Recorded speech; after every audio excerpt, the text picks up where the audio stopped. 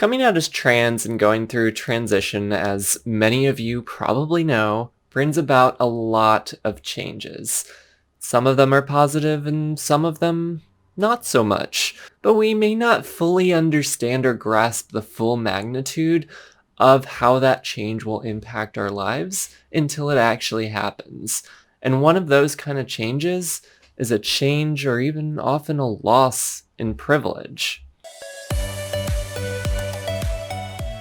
I did know that my privilege would change due to being trans, and due to being a woman and being a trans woman. The world treated me in a certain way when everybody thought that I was a cisgender, heterosexual man. And on a logical level, I knew how I was treated by many people would change once I was seen as a woman, as transgender, and as a trans woman, putting those pieces together. But this is one of those parts of my transition that I was only able to fully understand and appreciate once I had actually started experiencing those differences. But before I dig deeper into this, I want to be clear on several things.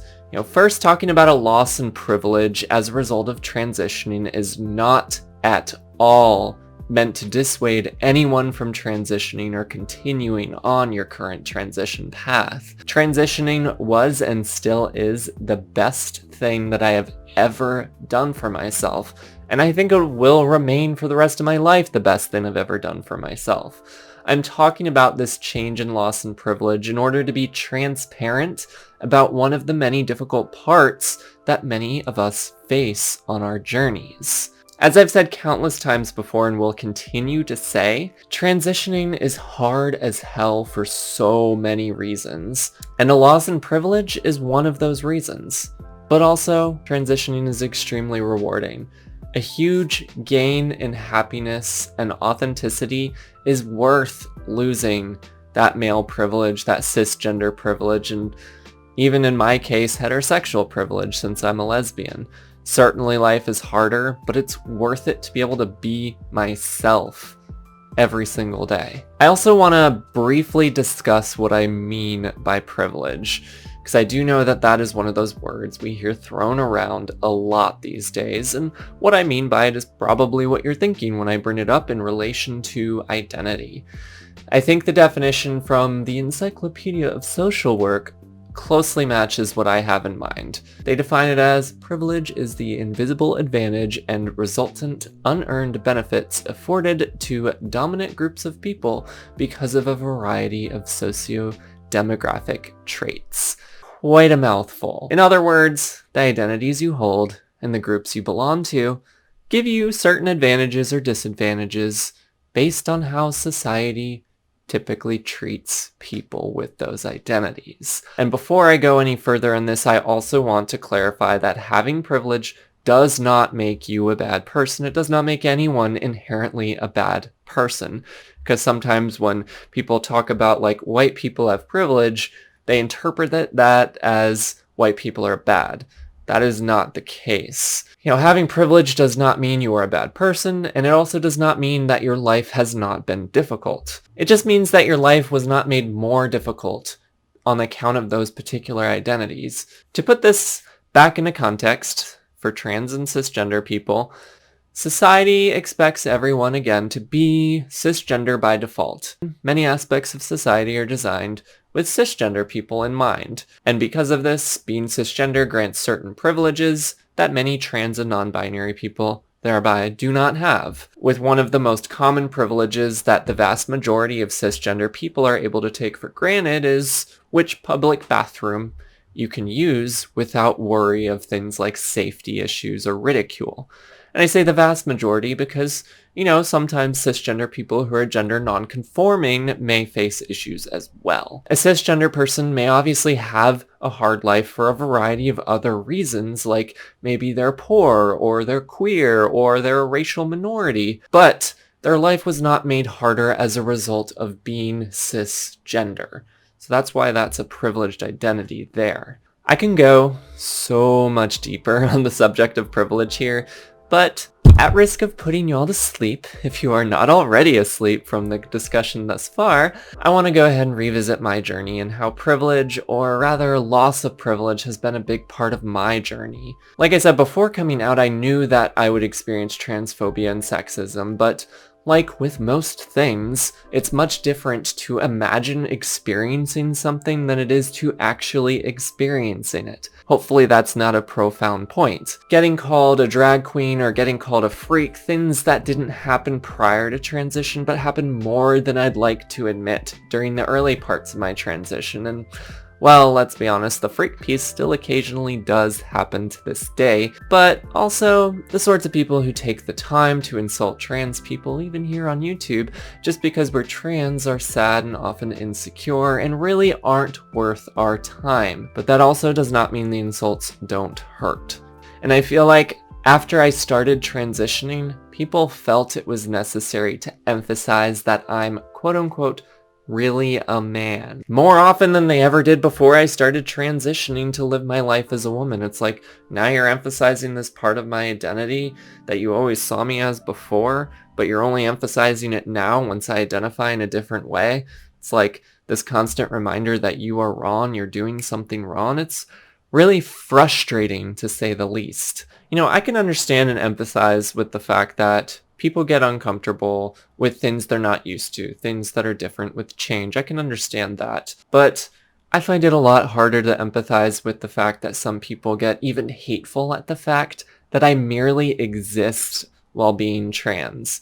This is probably one of the first stark changes in privilege, because that wouldn't happen for a cisgender person on the basis of being cisgender. Sure, cisgender people might get the occasional hate from small groups of trans and non-binary people that hate on cisgender people, usually because of shitty past experiences with certain cisgender people, so it's understandable that they feel that way, but know that this hate has no bearing on your safety, your livelihood, employment, housing, education, access to healthcare, and so on in probably 99.9999% of cases. Therein lies a huge difference when we compare privileged and marginalized people. One of the areas of my life that I also noticed the biggest differences was at my old job. The way so many of my coworkers treated me changed almost overnight once I came out at work. Some treated me more positively than ever before, mostly the women at work, and there were some that I thought I was a freak and didn't want anything to do with me, which is probably better than, you know, them saying mean things to my face. I can only imagine what some of them might have said behind my back, at least those first few months. They knew me as, for the first 2 years, before that point, because I had been working there for 2 years. So I understand it was quite a transition for the rest of them, not just for me.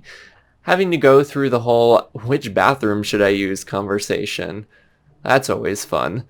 But thankfully all the women in the company were fine and comfortable with me using the women's room.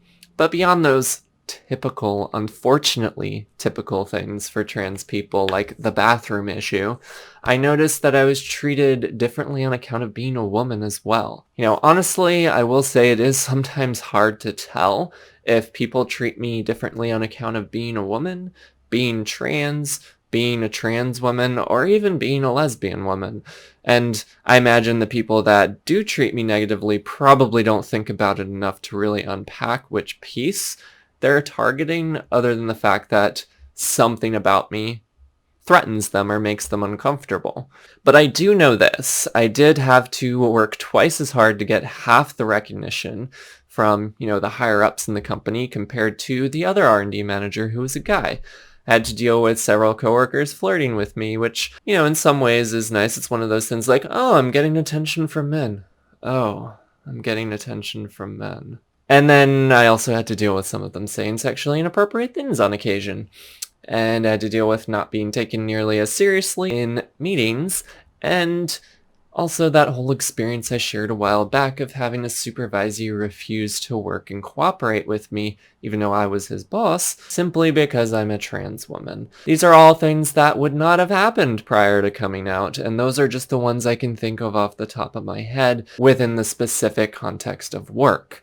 This doesn't even include other parts of my life. It's a good old combination of transphobia and sexism, and probably a little bit of homophobia thrown in for good measure, since I know at least a few of my coworkers, at least at first, thought of me as a gay guy. But outside of work, just in my daily life, I have noticed that I'm also more hypervigilant, being prepared for things like weird looks, rude comments, and also being on the lookout for risk of being a victim of violence. But that's another part of a lack of privilege. Not only am I at higher risk for discrimination and violence, I also have to pick and choose my battles because of that. I am the one who is already marginalized, who's also expected to have more composure and calmness in these situations. There's a lot more onus and burden put on us as the marginalized people. And there's a reason why many trans people I know, and even those I don't know personally, don't go out of the house very often. They don't have to. You know, outside of like running errands and going to work and things like that, they may not leave the house very often. It's fear of being treated like shit simply for existing. Just wanting to avoid the mere possibility of being treated poorly in any context.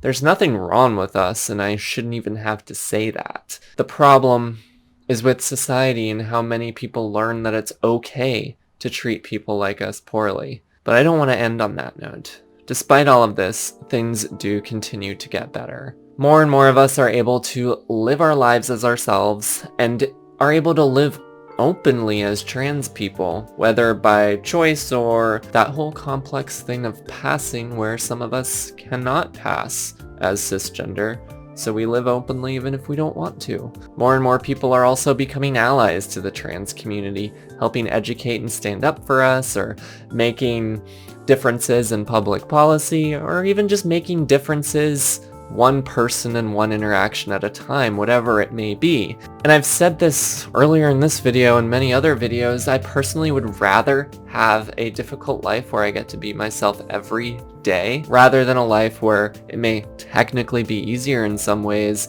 but I have to put on a mask and act like someone that I'm not. And doing that is not easy either. I could go on and on and on this subject, but I'm curious now to hear your thoughts. You know, as always, what do you think of what I have shared here? Can you relate in any way? How has your privilege changed for you over the course of transition?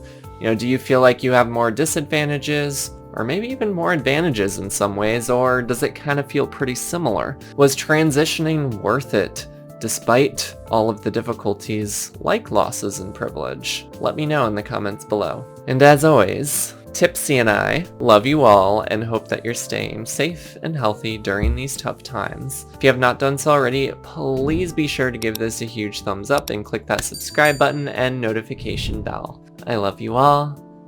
Bye for now.